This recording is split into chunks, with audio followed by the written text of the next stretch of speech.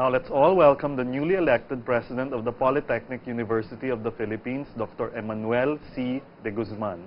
Welcome, Doc Mekong. Hello, Doc Mekong. Welcome to the show. Yeah. So first of all, congratulations on being newly elected as the President of PUP. Yeah, thank you for that. Well, I just took my oath last March 14, and I'm barely 3 months into the job. Oh, okay. Congratulations. Congratulations. So anyway, everybody would like to know, what's your profession before you became the president of PUP? I was taken in by the Department of Sociology right away after graduation. So I started teaching right away. And From what school? From what school, The same sir? school. The PUP as well. University of the Philippines. Yeah, Okay. in 1991. But I had other jobs like writing scripts for television. What shows? New shows? Business and Leisure in Sunshine TV. Business and Leisure. And also work as an NGO writer. That's basically my thing, writing and teaching. Right. Right. Maybe you can write our next script.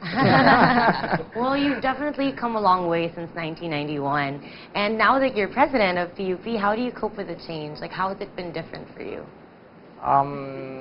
It's not entirely different because I'm into the same, working in the same environment that the Polytechnic University of the Philippines. But the lifestyle has already changed since I would not go out of the house without bodyguards. You know, being president, I have to go out with the security people. Do you have a very militant student population? Yeah, it is known for that. The school. The school is known for that. Very, in fact, when I was a student, I took part in in activism in PUP, but not the more radical type. Oh, I see. I see. So what would you say are your obstacles and also your challenges that you encounter now as the new PUP president? It's working with my bosses as president, and formerly I was director of research in the university, and now I am actually supervising my former bosses, and I really have to adjust my way of addressing them and the way they address me. But the challenge actually is to coordinate the efforts in the university to follow my lead and leading towards my vision for the university. I'm sure everyone's curious for sure, sir. With your high position in PUP, what's the lifestyle the university president leads? The lifestyle you portray. I know he plays basketball. Yeah. Wow, you play basketball. Actually, I'm a sports fan.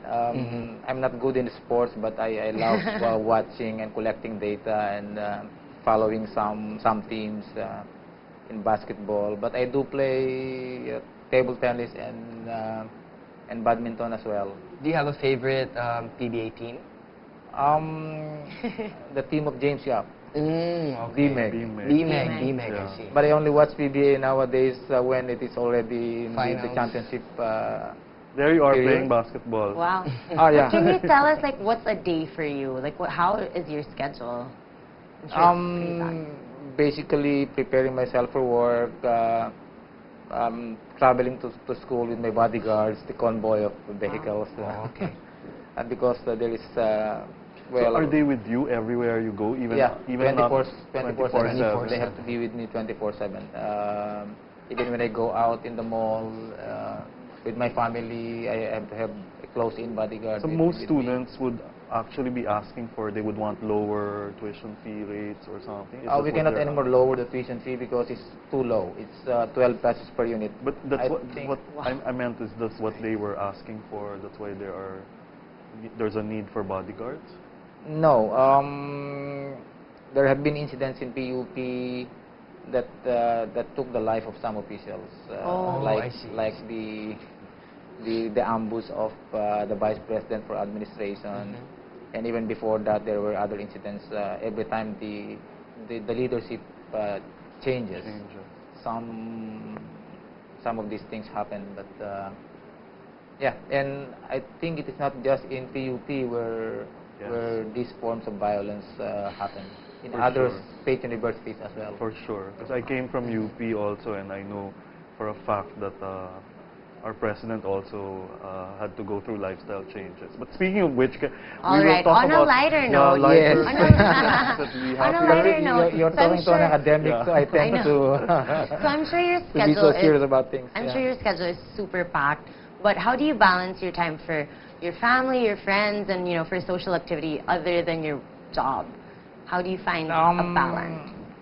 It's very difficult to make a balance out of my time because, well, I lost a lot of reading time since I became president. I could not anymore read as much as I want, and my time with the family I mix with work. So my wife, for instance, would wait for me in the mall when I go out of the office to buy some things. So definitely my time with the family has been diminished drastically. How many kids do you have? I had 3. And they're in high school or grade school? One is done with college. Wow, really? Wow. Okay, you don't look it, really, seriously. I, Because your kids were I only got in- hitched early, so Oh. Okay. my wife did. I mean, she got Okay. hitched early. Okay. Do you have favorite authors or favorite books? I am a sociologist, so I used to read academic books. I mean, sociology, theory, for instance. But I also read novels. My favorite novel is The Brothers Karamazov. If you have read Who's by the author? Dostoevsky. Dostoevsky. Yeah. He's a sociology professor, right? He's a sociology. No, it's he's a novelist Oh, and okay, a socialist. I mean, social Socialist. commentaries. Social commentaries. Social commentaries. Okay. Okay, so who had been your greatest inspirations for all your achievements to date? Actually, there is not one person, but if you are really asking me, well, I think it's Dr. Prudente, the former president of the PUP. I was a student when he was the president, and he was the one who took me in PUP to work as a member of the faculty.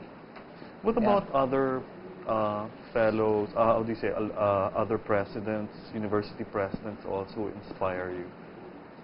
They don't have to be present. I mean, they can be, from abroad or international schools or, lived 100 years ago. Are there any? No, none, no one in particular. Okay. All right. So what advice would you give to students, like to your students and other students as well? Like, what's your best advice that you usually give to your students? About what? About taking school seriously, I guess. Or about being a scholar? So Um, if you're given a scholarship in your university, what would you tell them? Like, what are the important factors they need to go through? Well, as a sociologist, I always tell my students to not just be limited within the school. I mean, the classroom. There are other things to learn from outside the school, and they Sport could life participate outside school. in other activities like discussing issues out there, even joining rallies. Current events. But they should not forget. I mean, they should not abandon or neglect their studies. They have What to changes? What about changes that you have implemented now that you're the new president? Or what change do you plan to implement now that you're the new president?